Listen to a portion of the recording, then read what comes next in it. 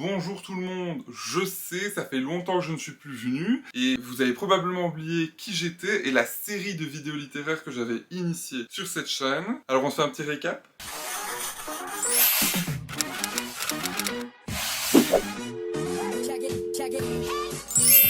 En septembre de l'année dernière, j'avais commencé sur cette chaîne une sorte d'émission littéraire qui avait pour ambition de traiter de l'actualité littéraire en francophonie et plus spécifiquement en Belgique. Plusieurs axes étaient abordés. On avait les sorties littéraires et critiques, les événements culturels à venir, mes coups de cœur et ceux de mon entourage, ainsi qu'un chapitre un peu plus thématique sur la culture. Alors vous pouvez bien vous imaginer qu'avec tout ça de prévu, un épisode devait bien être long. Et en effet, le premier épisode dépassait les 45 minutes. Et moi j'étais pas super fan en réalité de ce format final, il était très peu pratique pour moi, me demandait d'aborder 1000 choses sans jamais les approfondir, une sorte de catalogue Ikea où on en prend plein la figure en 2 secondes, et aussi il dépassait largement les limites de temps que je voulais. Initialement, je visais les 20 minutes.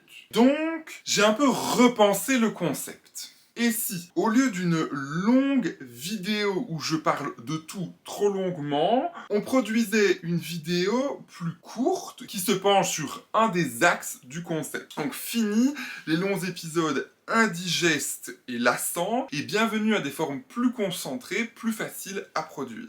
Oui, en plus, cela rentre mieux dans mon horaire de ministre que j'ai tendance à remplir jusqu'à ce qu'il déborde. Et donc, avec ce format repensé, de livres et de lettres, sera jalonné d'épisodes qui traitent de l'actualité littéraire, mais qui va revenir aussi sur des événements littéraires et culturels qui m'ont plu, et qui développera aussi une thématique autour de la littérature et plus largement de la culture, mais aussi d'autres choses. Il faudra attendre pour les découvrir. En ce qui concerne cet épisode, je ne vais pas revenir sur les sorties littéraires du moment, mais je voulais vous partager des coups de cœur en littérature.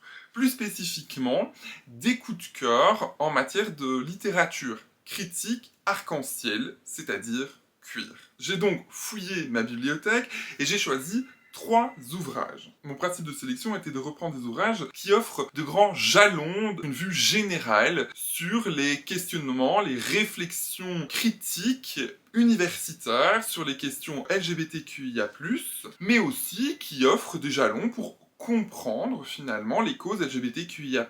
Alors bien évidemment, je n'ai pas tout lu, donc ma sélection elle est partielle et partiale. N'hésite pas à venir la compléter dans les commentaires avec tes propres recommandations. Je suis sûr que tu viendras compléter ma palle. Mais pour l'heure, on y va avec mes recommandations.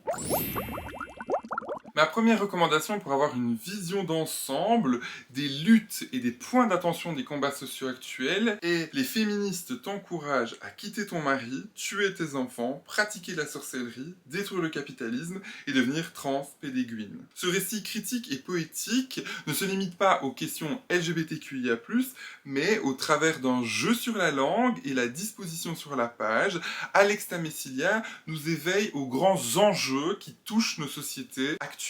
Je l'ai choisi en raison de son statut de porte d'entrée vers ces enjeux. En une centaine de pages, il n'était bien sûr pas possible de tout aborder en profondeur, ce n'était d'ailleurs pas son but. Son objectif était d'alerter les consciences, d'ouvrir les yeux aux réalités et aux problèmes de nos sociétés contemporaines. Non pas au travers de la langue froide universitaire, mais via le langage bouleversant de la poésie. Un atout majeur de cette pépite rose est la section « Tapis à lire » dans les dernières pages. Tu pourras y retrouver des lectures diverses et variées qui viendront enrichir tes questionnements et qui t'embarqueront le long de réflexions sur nos sociétés, tout en étant aussi capable de te divertir et de te reposer. Pour l'heure, je dirais simplement que j'ai hâte d'en découvrir davantage et de me laisser captiver par la plume piquante, juste et orale d'Alex Tamessilia.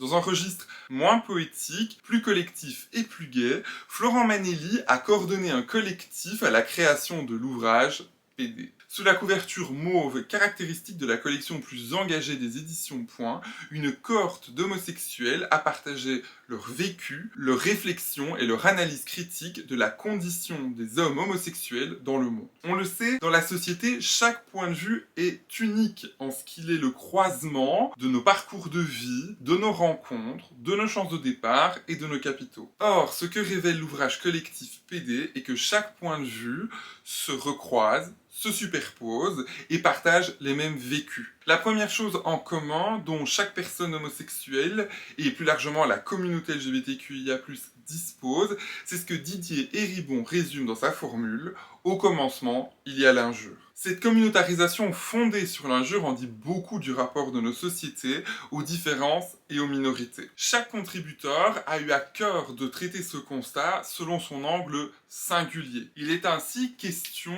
de l'entremêlement entre l'homosexualité et la couleur de peau, la sexualité et la ruralité, l'homme gay et ses représentations médiatiques, ainsi que de l'orientation sexuelle et la première fois où une insulte la piétinait et la caractérisait comme une déviance dangereuse.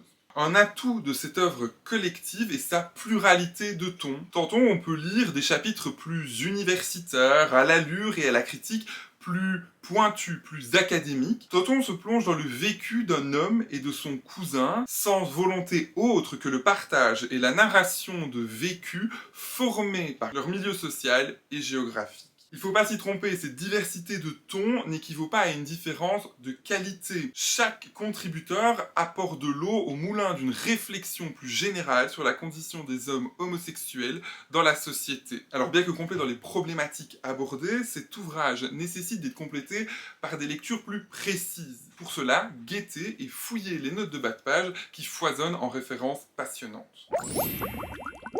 En introduction de Cuir riposté à l'injure, Julien Marsay retrace l'étymologie du terme cuir. Il s'agit en réalité d'un anglicisme qui, à l'origine, signifie étrange, bizarre, anormal. Appliqué aux personnes LGBTQIA+, ce terme a servi à les moquer et à les discriminer. La formule de Didier Héribon prend encore une fois tout son sens. De l'insulte, ce terme est réapproprié par les personnes LGBTQIA+, selon un phénomène de renversement du stigmate, pour devenir un qualificatif auto-revendiqué. En d'autres termes, on reprend les armes du mal et en les utilisant soi-même pour se qualifier soi-même, on essaye de les décharger de leur valeur injurieuse et on montre qu'elles n'ont plus d'effet sur soi. Outre ce point linguistique, Julien Marsay se promène le long de l'histoire queer et en souligne les moments de lutte, de douleur, de ralliement et de protection. En ceci, je l'ai trouvé très riche et très instructif. Je ne connaissais que très peu tous les collectifs, toutes les luttes et toutes les personnalités queer. Mais grâce à Cuir riposté à l'injure, j'ai pu me constituer une historiographie et une connaissance de base. C'est en fait un abécédaire que tout un chacun se doit de lire.